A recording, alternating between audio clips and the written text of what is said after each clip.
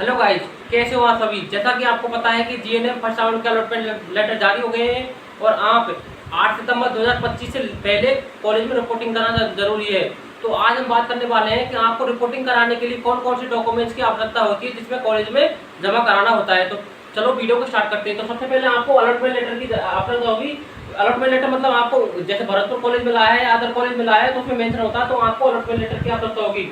उसके बाद में आपको 10th एंड 12th की मार्कशीट की आवश्यकता होगी, मतलब आपको 10th और 12th की मार्कशीट की आवश्यकता होगी रिपोर्टिंग कराने के लिए, ठीक है ना।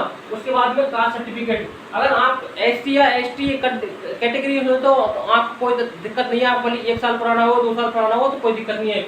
लेकिन अगर आप ओबीसी कैंडिडेट हो और आपके पास सर्टिफिकेट है तो भाई 1 साल से ज़्यादा पुराना नहीं होना चाहिए। अगर वह 1 साल से ज़्यादा पुराना है तो आपका सर्टिफिकेट मान्य नहीं होगा, वह नया ही बनवाना पड़ेगा तभी आपका सर्टिफिकेट मान्य होगा, ठीक है ना। उसके बाद में कैरेक्टर सर्टिफिकेट की आवश्यकता होगी।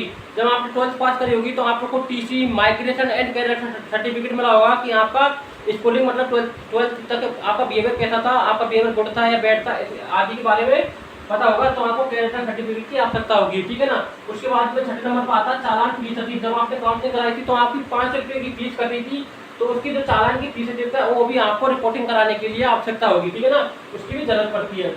डोमिसाइल सर्टिफिकेट मतलब मूल निवासी की भी आपको आवश्यकता होगी कि आप राजस्थान के मूल निवासी है या नहीं है, उसको बताने के लिए आपको मूल निवास की भी आवश्यकता होगी डॉक्यूमेंट्स के रिपोर्टिंग कराने के लिए कॉलेज में, ठीक है ना। हेल्थ सर्टिफिकेट की भी आपको जरूरत होगी। हेल्थ सर्टिफिकेट आपको कॉलेज के द्वारा जो अटैच हॉस्पिटल होता है उसमें बनता है। जैसे कि भरतपुर का अटैच कॉलेज है आरबीएम हॉस्पिटल, तो आपको आरबीएम हॉस्पिटल से हेल्थ सर्टिफिकेट बनवा के लाना है। आरबीएम हॉस्पिटल के डॉक्टर साइन करके देंगे, तो आपको सीएमएच ऑफिस जाना है। सीएमएच ऑफिस आपको सीएमओ साइन करेगा तो आपका हेल्थ सर्टिफिकेट वैलिड होगा। ये हेल्थ सर्टिफिकेट आपको कॉलेज में रिपोर्टिंग में जमा कराना होगा। अगर आपको और चाहिए कि सर आपको हमें बताइए कि हेल्थ सर्टिफिकेट का परफॉर्मेंस कैसा होता है, तो मैं इसके ऊपर पूरी डिटेल में आपको एक नई वीडियो बना के दे दूंगा, तो आपको कमेंट बॉक्स में बता देना कि सर आप इसके ऊपर बता दीजिए कि हेल्थ सर्टिफिकेट का परफॉर्मेंस कैसा होता है, ठीक है ना। उसके बाद में आधार कार्ड, आपको आधार कार्ड की भी जरूरत पड़ेगी, ठीक है ना।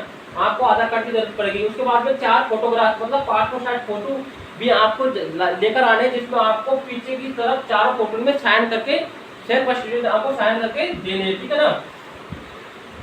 आपको नाम लिखना है, आपको 4 फोटो के पीछे नाम लिख के देना है, ठीक है ना। उसके बाद में आपको ट्रांसफर सर्टिफिकेट मतलब टीसी भी लेकर आनी है आपको रिपोर्टिंग कराने के लिए कॉलेज में, आपको टीसी भी लेकर आनी है, ठीक है ना। और गैप सर्टिफिकेट भी आपको रिपोर्टिंग कराने के लिए आवश्यक होगा। गैप सर्टिफिकेट कहाँ बनता है? गैप सर्टिफिकेट आपको कचहरी में बनता है और गैप सर्टिफिकेट 10 के या 50 रुपये के स्टाम्प पेपर पर बनता है, ठीक है ना। उसमें आपको मेंशन होता है कि आपने 12वीं 2022 में पास किए हैं और आप एडमिशन 2025 में ले रहे हैं, मतलब आपने ये 3 साल में क्या किया था उसमें मेंशन होना चाहिए कि मैंने 3 साल तैयारी की है नीट की, या मैंने कुछ और किया है, या फिर मैंने बीएससी की है उसमें, तो बीएससी उसमें आपको मेंशन होना चाहिए कि सर मैंने 3 साल में ये किया है और मैं 2022 में 12th पास किया और 2025 में मैं जेएनएम में एडमिशन ले रहा हूँ और मैंने 3 साल बीच में ये बीएससी नर्सिंग की है, बीएससी की है या कुछ और किया है, ठीक है ना।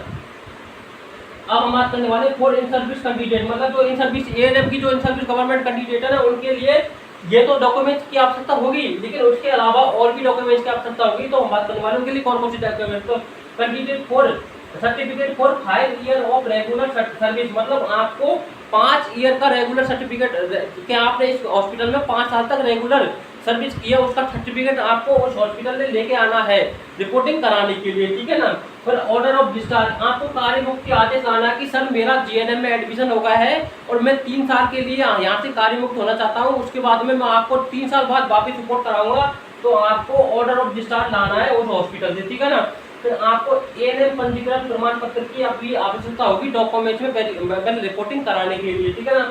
उसके बाद में एएनएम की मार्कशीट की भी आपको आवश्यकता होगी कॉलेज में रिपोर्टिंग कराने के लिए, ठीक है ना। अब हम बात करें आवश्यकता होगी। अब आपको एक बात ध्यान रखना कि जो ये सभी सर्टिफिकेट है, जैसे आपका मार्कशीट हो गया, 12th की मार्कशीट हो गई, कास्ट सर्टिफिकेट हो गया, कैरेक्टर सर्टिफिकेट और डोमिसाइल सर्टिफिकेट, हेल्थ सर्टिफिकेट हो गया, आपका आधार कार्ड की तो फोटो कॉपी जमा करानी होगी, ठीक है ना। आपको फोटो कॉपी जमा करानी होगी, ठीक है ना।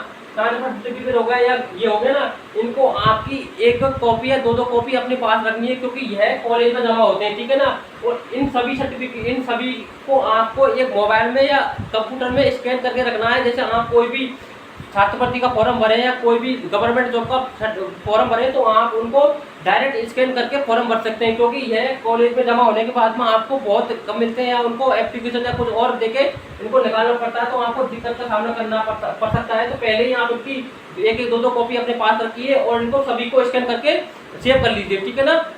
है अब हम बात करने वाले हैं फीस की। आपको फीस की कौन ऑप्शन दोगे, तो सब जैसे और SC ST EWS and OBC जो नॉन क्रीमी लेयर में आते हैं ना बॉयज, उनकी एंड सभी गर्ल्स की आपकी 4110 रुपये फीस लगेगी, ठीक है ना। आपको 4110 रुपये की DD बना के लानी है, ठीक है ना। और जो जनरल एंड OBC जो क्रीमी लेयर में आते हैं कैंडिडेट, उनकी आपकी 11,025 रुपये सर्टिफिकेट 11,025 रुपये की DD बनेगी। और ध्यान रखना, आपको पहले पता कर लेना, DD बनाने से पहले पता कर लेना कि आपको इस कॉलेज में इस नाम से DD बनवानी है, तभी आप DD बनवाए। ऐसा नहीं हो जाए कि आप गलत नाम से DD बनवा लें, फिर आपको दिक्कत हो जाए, आपके ये भी रुपये लग जाए, फिर बाद में और रुपये लग जाए। तो आप पहले ही कंफर्म कर लेना कि इस कॉलेज में इस नाम से DD बनवानी है, बन रही है, तो आप उसी नाम से DD बनवाएं, ठीक है ना। और अगर इसमें कोई भी आपको दिक्कत हो, सर आपको हमें हेल्थ सर्टिफिकेट का एक परफॉर्मा बताइए या गैप सर्टिफिकेट कैसे बनता है परफॉर्मा बताइए, तो आप मुझे कमेंट बॉक्स में बता देना, मैं आपको इनका सभी का अलग से वीडियो या परफॉर्मा बता दूंगा, ठीक है ना। आदि अगर वीडियो ठीक है ना, जैसे कास्ट सर्टिफिकेट परफॉर्मा कैसा होता है, ठीक है ना, एकदम ऑर्डर डिस्चार्ज फाइबर ये आदि के बारे में कोई भी दिक्कत हो तो आप मुझे कमेंट बॉक्स में बता देना। अगर वीडियो पसंद आई तो लाइक शेयर एंड ऐसी इन्फॉर्मेटिव पाने के लिए मेरे चैनल को सब्सक्राइब कर दीजिए। मिलते हैं नेक्स्ट वीडियो में, तब तक के लिए ओके बाय।